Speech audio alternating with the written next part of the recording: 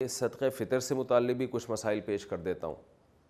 صدقہ فطر لازم کس پر ہے، دینا کس کو ہے، اور کب واجب ہوتا ہے یہ، اور کس کس کی طرف سے واجب ہوتا ہے۔ تو صدقہ فطر سب سے پہلے واجب کس پر ہے؟ دیکھیں، صدقہ فطر کا نصاب جو ہے نا، خوب سمجھ لیں۔ جس آدمی کے پاس یا جس عورت کے پاس 5 چیزیں یا ان کا مجموعہ 52.5 تولہ چاندی کے برابر ہے، یعنی اس کی قیمت کے برابر ہے، تو اس پر صدقہ فطر بھی واجب ہے، قربانی بھی واجب ہے۔ 5 چیزیں کون سی ہیں؟ سامان تجارت، یعنی وہ سامان جو آپ نے بیچنے کے لیے خریدا ہو۔ بار بار میں اس کی وضاحت کرتا ہوں، پلاٹ خریدا تھا بیچنے کے لیے اور اب تک بیچنے کی نیت باقی ہے، اس کو کہتے ہیں سامان تجارت۔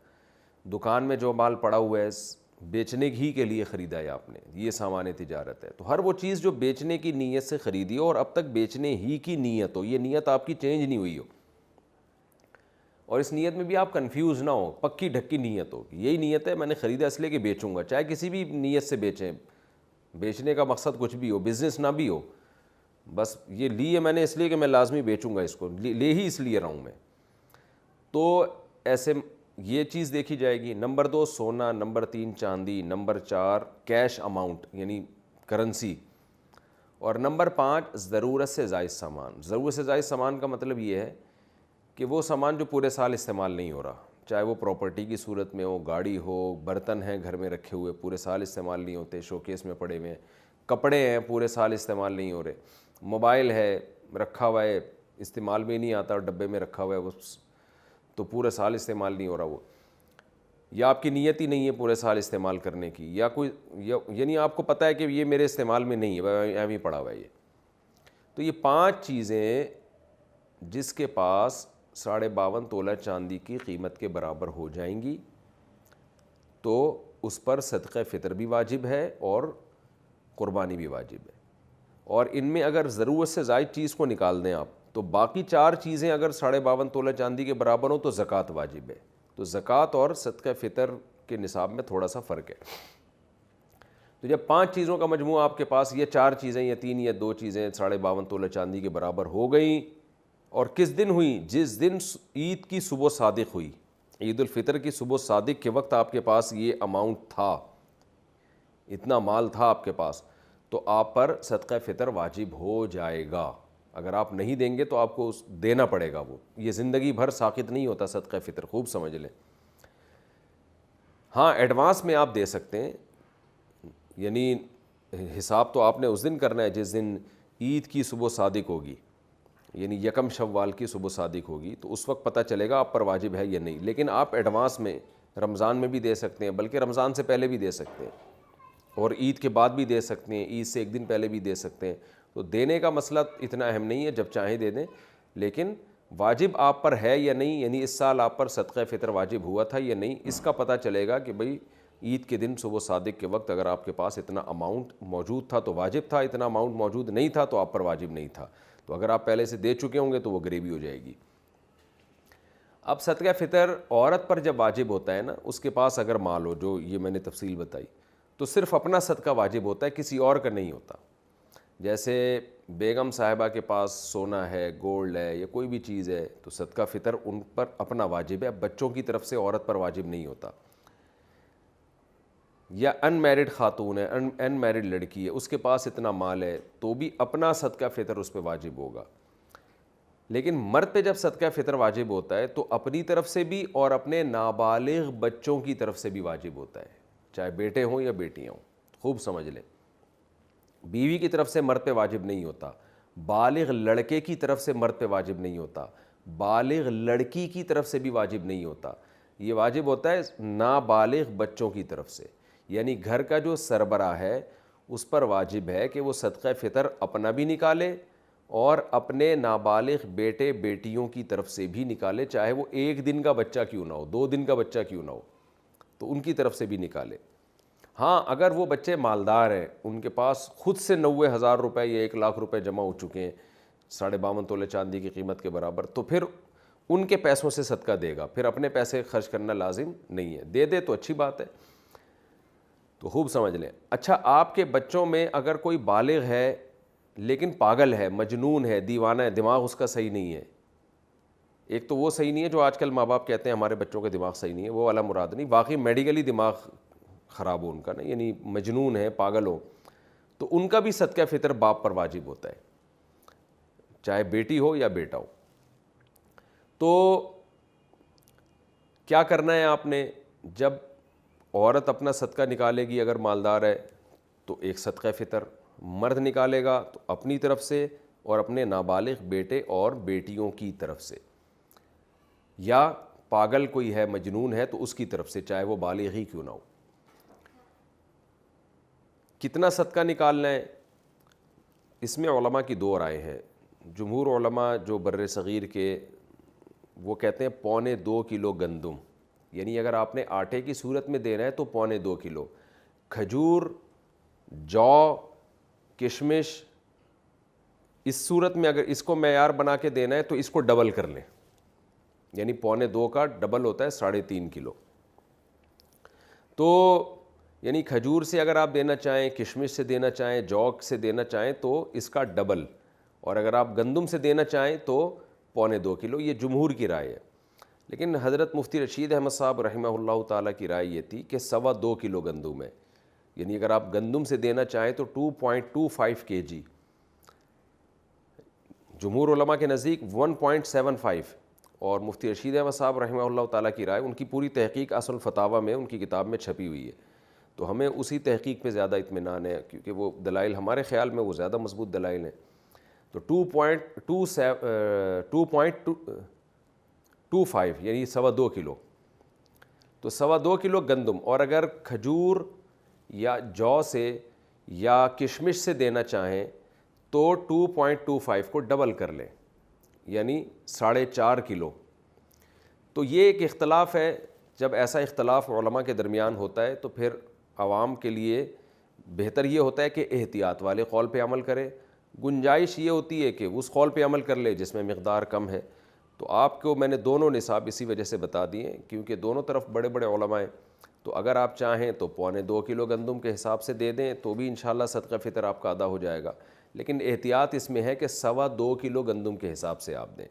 تو 2.25 کلو گندم کا جو فی الحال ریٹ چل رہا ہے آج کی تاریخ میں وہ 180 روپے ہے, اور 2.25 کیا آپ خود ہی کیلکولیٹ کر لیں کتنا بنتا ہے.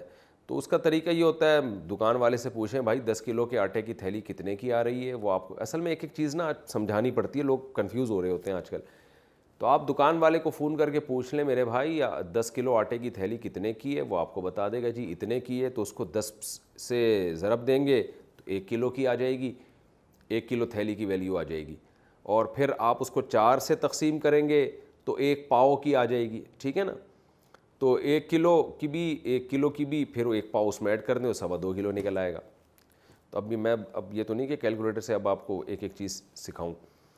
تو خیر 2.25 کلو گندم کے ریٹ آپ معلوم کروا لیں, یا آپ سستے والا دینا چاہتے ہیں تو 2.25 کے معلوم کروا لیں. تو یہ ریٹ آپ نے کیا کرنے, یہ اس کی قیمت آپ کسی ایسے شخص کو دیں گے جو زکوٰۃ کا مستحق ہے. اور زکوٰۃ کا مستحق کون ہوتا ہے یہ کئی بار میں ریکارڈ کروا چکا ہوں, آپ دیکھ سکتے ہیں. آپ کے یہ جو میرا جو یہی چینل ہے نا آس مفتی طارق مسعود, جس پہ یہ مسائل چل رہے ہیں, اس میں آپ سرچ کریں گے آ جائے گا. تو زکوٰۃ کا کوئی بھی مستحق ہو اس کو یہ دیا جا سکتا ہے, اپنے رشتہ داروں کو بھی دیا جا سکتا ہے, بلکہ زیادہ ثواب ہے رشتہ داروں کو دینا. دینی مدارس جو قابل اعتماد مدارس ہیں, بڑے بڑے مدارس وہ تو اکثر صحیح ہوتے ہیں, لیکن کوئی بھی مدرسہ آپ سمجھتے ہیں کہ اس کے محتمم صاحب زکوٰۃ کے مسائل جانتے ہیں اور صحیح جگہ خرچ کریں گے. میں اس لیے بار بار کہہ رہا ہوں کہ بعض لوگوں نے ایسی 4 دیواری کھڑی کی ہوئی ہوتی ہے جو 2-4 یتیم بچے لا کے ڈال دیے ہوتے ہیں, اور پھر دبا کے نوٹ چھاپ رہے ہوتے ہیں زکوٰۃ اور فطرے کے نام پہ, ان کی شکلیں دکھا کے نا کہ یہ دیکھو یتیم بچے ہیں, اور پھر نوٹ چھاپ رہے ہوتے ہیں وہ.